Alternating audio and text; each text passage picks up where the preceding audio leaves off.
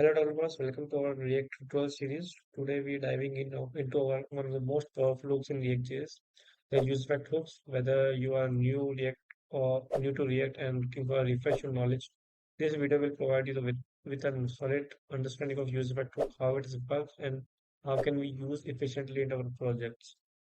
Here's the sample code जहाँ मैंने like useEffect use किया हुआ है and एक API call किए हुए for the useEffect. Whenever the useEffect is called, just call fetch user function. Okay, so exactly what useEffect, you know, I know you have a question about the useEffect, why we using this. So normally use effect जब ही call होता है जब हमारा computer render होता है। Computer render मतलब आप समझ सकते हैं कि नॉर्मली हम जब पेज रिफ्रेश करते हैं तो जो फर्स्ट टाइम जो कॉलिंग चीज होती है, जो कॉल होती है, वो चीज वो होती है use effect in React I am talking about. So like for I just write this code and try to console out here. Hello, I am on the crash. Okay. So when I refresh this page, this will call this console log. Hello, I am on refresh. Okay. So normally understanding तो आपको समझ ही गई होगी कि जैसे ही हम refresh करते हैं तो यूज इफेक्ट कॉल होता है। इसके अलावा यूज इफेक्ट में ऐसे ही फंक्शनलिटी होती है जैसे कि हम यहाँ देख रहे हो आप, एक ब्लैंक एरे पास हुआ है तो इसे हम टेक्निकली डिपेंडेंसीज बोलते हैं, यूज इफेक्ट की डिपेंडेंसी। तो करंटली एम्पटी इसका मतलब ये है कि जब भी डिफॉल्ट ये कंपोनेंट रेंडर होगा मतलब रिफ्रेश होगा, it will like execute immediately. Okay. अगर मैं इसमें कुछ डिपेंडेंसी डालता हूँ, लाइक डिपेंडेंसी मीन्स मैंने कोई यूज स्टेट बनाई है और उस स्टेट का डेटा जब चेंज होगा तभी ये फंक्शन कॉल हो, तो हम वो डिपेंडेंसीज में डाल सकते हैं। हम वो अभी चेक देखेंगे। Like right now I show you when I calling this function use effect, ये हमें डेटा प्रेजेंट करेगा। This is our data. Okay. So when I click on this fetch, like refresh on this page, fetch user will call, and after that, the fetch API is calling. Right now, if I go to this URL, you will see this is the sample GitHub users data. Okay, so I'm using this API for the testing purpose, and I will consult out the all the details also. तो जैसे कि हम देख रहे हैं कि EPS हो रही है 2 बार call.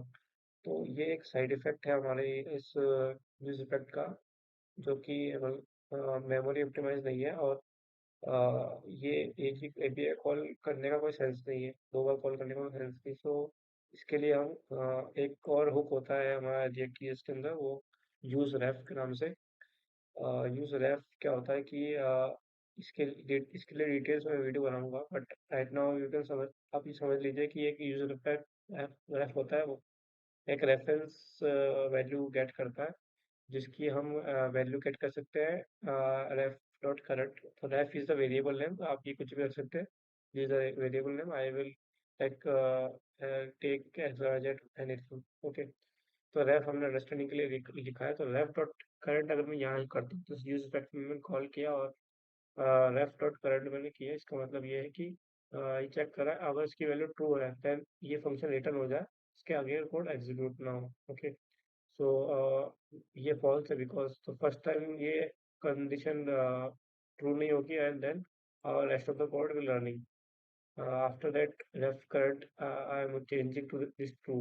So after like after this execution of this function and user फिर वापस जैसे कॉल होएगा, तो हम ये चेक कर सकते हैं कि यहाँ पर हमारा ऑलरेडी करंट वैल्यू जो है वो ट्रू हो चुकी है, तो ये फंक्शन कॉल ना हो। तो इससे हम थोड़ा साइड मतलब मेमोरी ऑप्टिमाइज कर सकते हैं ताकि एपीआई कॉलिंग बार बार ना हो, तो बैकएंड में लोड ना पड़े। जैसे कि मैं रिफ्रेश किया और right now we just have data in single time कि यूजर्स जो कंसोल हो रहा है वो सिंगल टाइम हो रहा है। पहले हम ये 2 टाइम्स कंसोल हो रहा था। तो या बेसिक स्टेप यूजर का यही फंडामेंटल होता है। अब अभी मैं चेंज करता हूँ इसको, यूज करता हूँ डिपेंडेंसी इसके अंदर। तो suppose I am just creating a use state here, जिसकी वैल्यू मैंने कुछ भी नहीं दी है और इसको डिपेंडेंसी में डाल रखते हैं इस डन। ओके। तो done value is a dependency value that. So जब भी मैं इसकी वैल्यू चेंज करूंगा इस डन की, लाइक मैंने यहाँ कर रखा है set is the dot done, so like like if it is a false, जब भी मैं क्लिक करूंगा तो ट्रू या false, true false, true false toggle करेगा, okay, because of this not. So when I refresh this page, okay, and I click on this change value, this will call automatically this function. So ये dependency use करने की वजह से हम इस use effect को without real and like बिना refresh के भी कॉल कर सकते हैं. तो जब भी हमारा use state की वैल्यू चेंज होती है, हमारा कंपोनेंट बिल्कुल re-render होता है स्टार्टिंग से. तो इस वजह से use effect भी कॉल होता है. चेंज करने के बाद देखो, यहाँ पे मल्टीपल टाइम्स कॉल हो रही है, जिसकी मैंने वैल्यू चेंज करनी है. Okay, so yeah, this is a functionality here for the use effect here. Okay, thank you so much.